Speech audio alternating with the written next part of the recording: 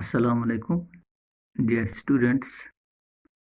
It's class 12th, subject political science, and today's our topic is Cold War, emergence of two blocks.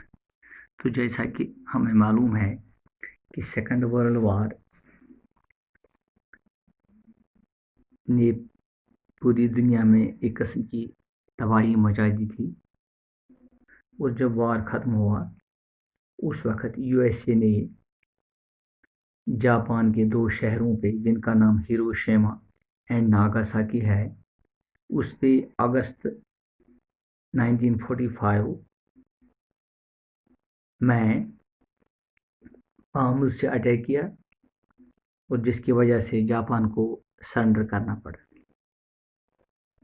और उस वक्त के जो critics थे, जिन्होंने ये पॉइंट आउट किया कि यूएस ने दानिस्ता तौर पे इन शहरों पे ये बॉम्ब छोड़ दिए, क्योंकि उस वक्त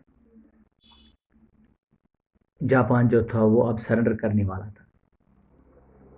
लेकिन अमेरिका का इंटेंशन, जिसको हम ख्याल करें, अमेरिका का मकसद शायद ये था कि वो साउथ यूनियन को ये तासर दे कि उसको एशिया के बाकी ममालिकों में मिलिट्री का जाल जो है या पॉलिटिकली या और कोई किसी किस्म का जो रवायत बनाना है उससे उसको रोक सके, और शायद ये भी साबित करना था यूएसएसआर को कि यूएसए जो है वो सुप्रीम है। लेकिन यूएसए ने इन बमों को इस छोड़ने के बाद ये इसको इस तरह जस्टिफाई किया, क्योंकि वो कहते थे कि हमें ऐसा लगा इससे मज़ीद जो अमेरिकन और इसके अलाइज उस वक़्त है उनकी जानों को जो ख़तरा था उसको हमने टाल दिया। बहरहाल जो भी ऑब्जेक्टिव्स थे उस वक़्त, सेकंड वर्ल्ड वार ने इटली, जापान और जर्मनी को पूरी तरह से तबाह कर दिया, और बाकी यूरोपियन पावर्स जो थे उनको भी बहुत हद तक कमज़ोर किया। और ग्लोबल विलेज पे उस वक़्त दो पावर्स अब उभर के सामने आ गई, जिनका नाम था यूएसए और यूएसएसआर। तो दोनों के पास ये ताकत, दोनों सुपर पावर्स के पास ये ताकत था या ये काबिलियत थी कि वो एक दूसरे के वर्ल्ड के जितने भी ममालिक थे उनको वो कंट्रोल कर सके। लेकिन दोनों ही सुपर पावर्स एक तरह से अब एक राइवल की तरह से अपने आप को देखने लगे, और यूएसएसआर के पास भी उस वक्त न्यूक्लियर पावर और एटॉमिक बॉम्ब थे, और इस लिहाज से दोनों के दरमियान एक किस्म का कन्फ्लिक्ट शुरू हो गया। तो मसला ये था कि जब दोनों के पास न्यूक्लियर पावर था, न्यूक्लियर बॉम्ब्स थे, तो ये तो तय था कि आपस में वो आप जंग नहीं कर सकते थे, क्योंकि उस वक्त उस तरह से दोनों की तबाही थी। तो दोनों ने अब ऐसा वार छेड़ दिया, डायरेक्ट वार के बजाय दोनों ने एक ऐसा वार छेड़ दिया जिसको कि हम कोल्ड वार कहते हैं। तो हम ये कह सकते हैं कि इन्होंने एक तरह से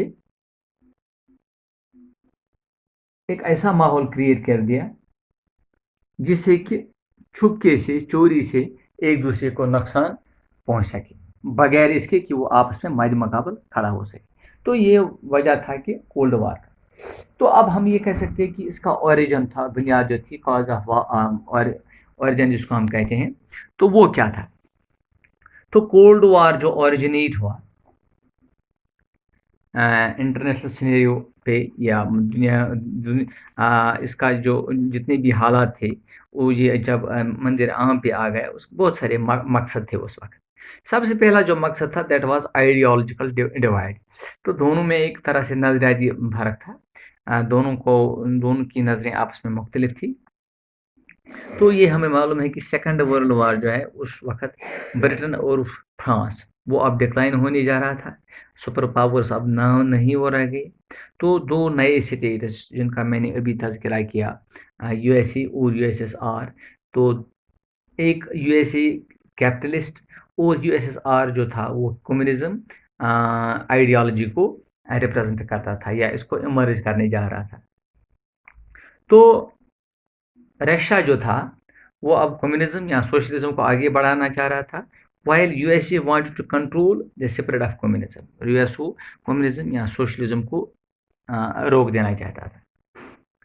تو اب ایسا مسئلہ ہو گیا کہ سیکنڈ ورلڈ وار کے بعد جتنے بھی ایریاز آف ایسٹ یورپ تھے انڈر سوویت یونین آکوپیشن، وہ اس کے انفلوئنس میں، کمیونزم کے انفلوئنس میں آ گئے.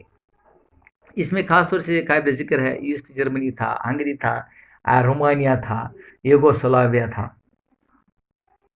جو کہ اور نارتھ کوریا بھی تھا جہاں پہ کمیونزم پوری طرح سے پھیل گیا. اور ایشیا میں چائنا بھی اس کے اثر میں آ گیا. تو یہاں بھی کمیونزم اور سوشلزم جو تھا وہ کافی حد تک آگے بڑھ رہا تھا. تو دس alarmed the you S a,